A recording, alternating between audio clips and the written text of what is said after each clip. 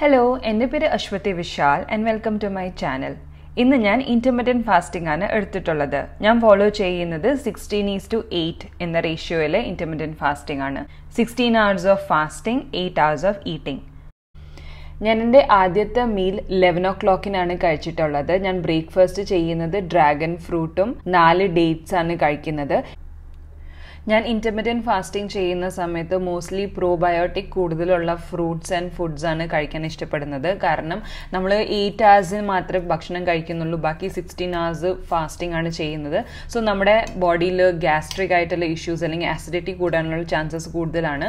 So ഈ dragon fruit വളരെ ആപ്റ്റാണ്. ഇതിൽ കുറേ അധികം പ്രോബയോട്ടിക് കണ്ടന്റ് അടങ്ങിയിട്ടുള്ളത് കൊണ്ട് തന്നെ.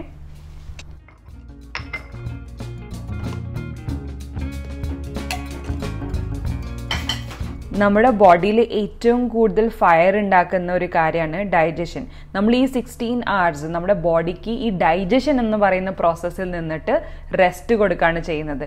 അതുകൊണ്ട് തന്നെ നമ്മുടെ ബോഡിയിൽ എന്തൊക്കെ ആക്ടിവിറ്റീസ് നമ്മൾ ചെയ്താലും അതെല്ലാം സ്റ്റോർ ചെയ്തിട്ടുള്ള ഫാറ്റ്സ് യൂസ് ചെയ്തിട്ടാണ് എനർജി കിട്ടുന്നത്. അതുകൊണ്ട് തന്നെ വെയിറ്റ് ലോസിന് വേണ്ടിയിട്ട് ഇന്റർമിറ്റന്റ് ഫാസ്റ്റിംഗ് ഏറ്റവും കൂടുതൽ എഫക്റ്റീവ് ആണ്. ഈ ഇന്റർമിറ്റന്റ് ഫാസ്റ്റിംഗ് ചെയ്യുന്ന ദിവസങ്ങളിൽ നിങ്ങൾ ഡെഫിനറ്റ്ലി നല്ല രീതിയിലായിട്ടുള്ള വർക്കൗട്ട് പ്ലാൻ ചെയ്യാം. നിങ്ങളുടെ ബോഡി ഗോൾസ് അനുസരിച്ചിട്ട് വർക്കൗട്ട് ചെയ്യാം. Zumba, aerobic, weight lifting, yoga etcetera. ഞാനിവിടെ രാത്രി കഴിക്കാൻ വേണ്ടി ആൽമണ്ട്സ് സോക്ക് ചെയ്ത് വെക്കുകയാണ്. നമ്മുടെ മസിൽസിനെ റിലാക്സ് ചെയ്യാൻ വേണ്ടിയിട്ട് ഏറ്റവും കൂടുതൽ ഹെൽപ്പ് ചെയ്യുന്ന അമിനോ ആസിഡ്സ് ഈ ആൽമണ്ട്സിലുണ്ട്. നിങ്ങൾക്ക് വർക്കൗട്ട് ചെയ്തിട്ട് ബോഡി പെയിൻ അല്ലെങ്കിൽ മസിൽ പെയിൻ ഉണ്ടെങ്കിൽ ഡെഫിനറ്റ്ലി ഡിന്നർ ചെയ്യുന്ന സമയത്ത് നമുക്ക് ഈ സോക്ക് ചെയ്തിട്ടുള്ള ആൽമണ്ട്സ് കൂടെ കഴിക്കാം. ഇന്നത്തെ ലഞ്ച് എന്ന് പറയുന്നത് പ്രോട്ടീൻ പാക്ക് ആയിട്ടുള്ളൊരു ഗ്രീൻ മൂങ് കറിയാണ്. ഇന്റർമിറ്റന്റ് ഫാസ്റ്റിംഗ് എടുക്കുന്ന സമയങ്ങളിൽ ഏറ്റവും കൂടുതൽ ശ്രദ്ധിക്കേണ്ട ഒരു കാര്യം നമ്മുടെ ഡൈജസ്റ്റീവ് ജ്യൂസസിനെ അധികം ആക്ടിവേറ്റ് ചെയ്യാത്ത ഭക്ഷണങ്ങൾ കഴിക്കുക. For example dry spices completely ഒഴിവാക്കുക.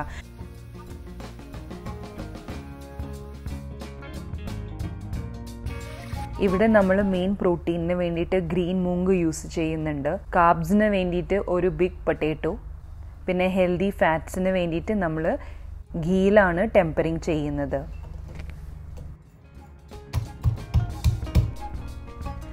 കുക്കിംഗ് എന്ന് പറയുമ്പോൾ മിക്ക ആൾക്കാർക്കും ഒരു തെറാപ്പിയാണ്. എനിക്ക് എലാബറേറ്റ് ആയിട്ടുള്ള റെസിപ്പീസ് കുക്ക് ചെയ്യുമ്പോൾ എനിക്ക് സ്ട്രെസ്സും ആങ്സൈറ്റി വരും. ലൈക്ക് ഫോർ എക്സാമ്പിൾ ബിരിയാണിയൊക്കെ കുക്ക് ചെയ്യാൻ പറഞ്ഞു കഴിഞ്ഞാൽ എനിക്ക് വളരെയധികം സ്ട്രെസ്സാണ്. പക്ഷേ ഇങ്ങനത്തെ സിമ്പിളായിട്ടുള്ള റെസിപ്പീസ് കുക്ക് ചെയ്യുമ്പോൾ എനിക്ക് ഒരു മെഡിറ്റേഷൻ ചെയ്യുന്ന ഫീലിംഗ് ആണ് കിട്ടുന്നത്.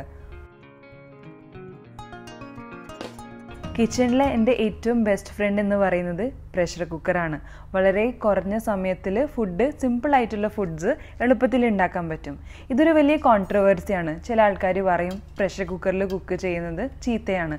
ചിലർ പറയുന്നത് മൺകലങ്ങളിലാണ് കുക്ക് ചെയ്യേണ്ടത്, ഭക്ഷണം പതുക്കെയാണ് കുക്ക് ചെയ്ത് വരേണ്ടത്.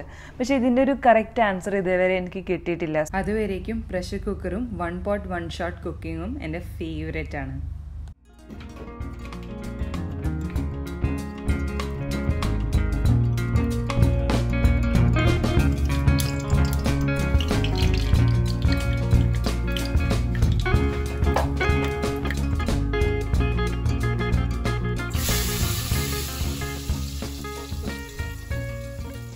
ഈ ഗ്രീൻ മൂങ് കറി ഇനിയും കുറച്ചും കൂടി ടേസ്റ്റി ആക്കണമെന്നുണ്ടെങ്കിൽ നമുക്കിതിൽ കോക്കനട്ട് മിൽക്ക് ആഡ് ചെയ്യാൻ പറ്റും. പക്ഷേ ഞാൻ വെയിറ്റ് ലൂസിന് വേണ്ടിയിട്ടാണ് ഇന്റർമിറ്റന്റ് ഫാസ്റ്റിംഗ് ചെയ്യുന്നത്. അതുകൊണ്ട് ഞാൻ കോക്കനട്ട് മിൽക്ക് ഇവിടെ അവോയ്ഡ് ചെയ്യാണ്.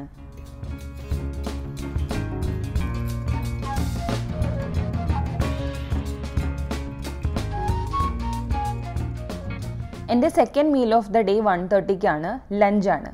ഞാൻ മോസ്റ്റ്ലി ലഞ്ചിൻ്റെ കൂടെ ഒരു ബൗൾ ഓഫ് കേർഡും കഴിക്കാറുണ്ട്. കേർഡ് ഞാൻ റീസെൻ്റ്ലി ആണ് എൻ്റെ ഡയറ്റിൽ ഇൻകൾക്കേറ്റ് ചെയ്യുന്നത്. എല്ലാ ഫീമെയിൽസിനും അറ്റ്ലീസ്റ്റ് ഒരു ബൗൾ ഓഫ് കേർഡ് കഴിക്കുന്നത് കമ്പൽസറി ആണ്. കാരണം ഫീമെയിൽസിനാണ് ഏറ്റവും കൂടുതൽ കാൽഷ്യത്തിൻ്റെ നെസസറി. ഞാൻ എൻ്റെ ഡെയിലി വർക്കൗട്ട് 2 ലെവലിലായിട്ടാണ് സ്പ്ലിറ്റ് ചെയ്യുന്നത്. ഫസ്റ്റ് ഹാഫ് ഞാൻ ഇൻറ്റൻസീവ് ആയിട്ടുള്ളൊരു വർക്കൗട്ട് ചെയ്യും, അല്ലെങ്കിൽ യോഗ ചെയ്യും. സെക്കൻഡ് ഹാഫ് ഞാൻ എൻ്റെ 10,000 സ്റ്റെപ്പ് കംപ്ലീറ്റ് ചെയ്യും. പുറത്തിപ്പോൾ നല്ല തണുപ്പാണ്, അതുകൊണ്ട് ഞാൻ വീടിൻ്റെ സർക്കംഫറൻസിനെ തന്നെ ചുറ്റിയിട്ട് റണ്ണിങ് ചെയ്യാണ്. ഞാൻ എൻ്റെ last and the third meal of the day കഴിക്കുന്നത് ഒരു 6:30 ഡിന്നറാണ്. ഞാൻ ഇവിടെ ഉണ്ടാക്കുന്നത് വെജിറ്റബിൾ പാക്ക് ആയിട്ടുള്ളൊരു എഗ് ഓംലേറ്റ് ആണ്. ഇത് നല്ല ഫില്ലിംഗ് ആയിട്ടുള്ളൊരു എഗ് ഓംലേറ്റ് ആണ്. ഞങ്ങൾ സാധാരണ കിടന്ന് ഉറങ്ങുന്ന സമയം ഒരു 9:30 10 o'clock ആണ്. അതുകൊണ്ട് തന്നെ 6:30യുടെയും 10 o'clockന്റെയും ഇടയിൽ ഒരു നല്ല ഗ്യാപ്പ് ഉണ്ട്. നമുക്ക് ഒരു ഫില്ലിംഗ് ആയിട്ടുള്ളൊരു ഫീലിംഗ് വരാൻ വേണ്ടിയിട്ട് എഗ് ഒരു നല്ല ഓപ്ഷനാണ്. ഏത് സമയത്താണ് എഗ്ഗ് കഴിക്കേണ്ടത് എന്നൊരു ക്വസ്റ്റ്യൻ പലരും ചോദിക്കാറുണ്ട്. എഗ്ഗ് കഴിക്കാൻ അങ്ങനെ പ്രത്യേക സമയമൊന്നുമില്ല. കാരണം ഇത് പ്രോട്ടീൻ പാക്ഡ് ആയിട്ടുള്ളതാണ്. ഇനി രാത്രി ഉറക്കം വരാത്ത ആൾക്കാർക്ക് എഗ്ഗ് രാത്രി കഴിക്കുന്നത് ബെസ്റ്റ് ഓപ്ഷൻ ആണ്.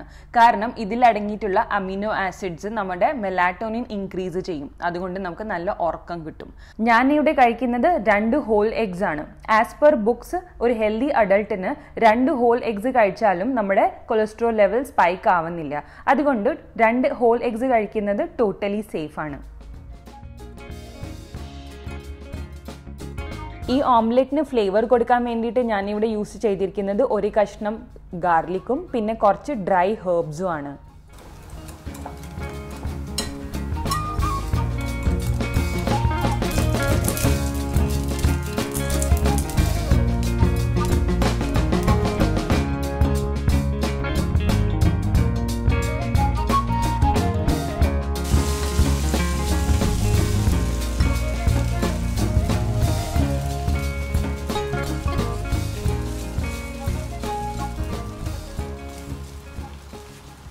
ഈ കുരുമുളക് എൻ്റെ തൃശ്ശൂർ നാട്ടിലെ അമ്മമ്മ എനിക്ക് കൊടുത്തയച്ചതാണ്.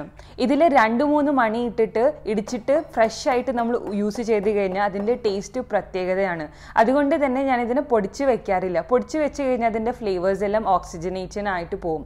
അതുകൊണ്ട് ഞാൻ ഫ്രഷ് ആയിട്ട് ഗ്രൗണ്ട് ചെയ്തിട്ട് ഈ മുട്ട ഓംലെറ്റിൻ്റെ മുകളിലിടുമ്പോൾ അതിൻ്റെ ടേസ്റ്റ് ഒരു വ്യത്യാസമാണ്. ഈ ചീസ് നിങ്ങൾക്ക് കംപ്ലീറ്റ്ലി അവോയ്ഡ് ചെയ്യാം. ഈ ചീസ് ഇടുന്നത് കൊണ്ട് തന്നെ നമ്മുടെ ഈ ഫ്ലഫി ആയിട്ടുള്ള ഓംലെറ്റ് കുറച്ച് നമുക്ക് ഹെവി ആയിട്ട് തോന്നും. ഞാൻ ഇനി ഡിന്നർ കഴിക്കാൻ പോകുന്നത് ഒരു 6:30ക്കാണ്. പിറ്റേ ദിവസം 11 മണിക്കാണ് എൻ്റെ ഫസ്റ്റ് ബ്രേക്ക്ഫാസ്റ്റ്. നല്ലൊരു ഗ്യാപ്പ് ഉണ്ട്, 16 hours ഓഫ് ഗ്യാപ്പ്. ആ ഒരു ഗ്യാപ്പ് വരെ സസ്റ്റെയിൻ ചെയ്യാൻ വേണ്ടിയിട്ടാണ് കുറച്ച് ഹെവി ആയിട്ടുള്ള ഡിന്നർ ഞാൻ കഴിക്കുന്നത്.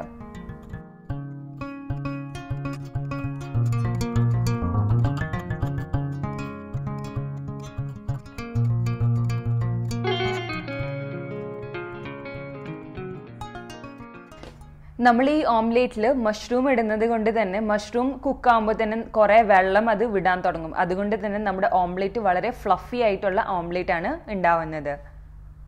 അങ്ങനെ നമ്മുടെ ഹാർട്ടി ആൻഡ് ഫില്ലിംഗ് ആയിട്ടുള്ളൊരു ഡിന്നർ കഴിഞ്ഞു. ഇനി ഈ ഒരു ഇന്റർമിറ്റന്റ് ഫാസ്റ്റിംഗ് ഞാൻ 2 ദിവസമായിട്ടാണ് ചെയ്യുന്നത്. ആഴ്ചയിൽ ഒരു പ്രാവശ്യമെങ്കിലും നമുക്ക് ഈ ഇന്റർമിറ്റന്റ് ഫാസ്റ്റിംഗ് ചെയ്ത് കഴിഞ്ഞാൽ നമ്മുടെ ബോഡിക്ക് നല്ലൊരു റെസ്റ്റ് കിട്ടും. അതേപോലെ തന്നെ വെയിറ്റ് ലൂസിന് വളരെയധികം ബെനിഫിഷ്യൽ ആണ്. നിങ്ങളും ഇന്റർമിറ്റന്റ് ഫാസ്റ്റിംഗ് ചെയ്തിട്ടുണ്ടെങ്കിൽ നിങ്ങളുടെ റിസൾട്ട് എൻ്റെ കോമെന്റ് സെക്ഷനിൽ അറിയിക്കാം. Thank you so much for watching my video. By.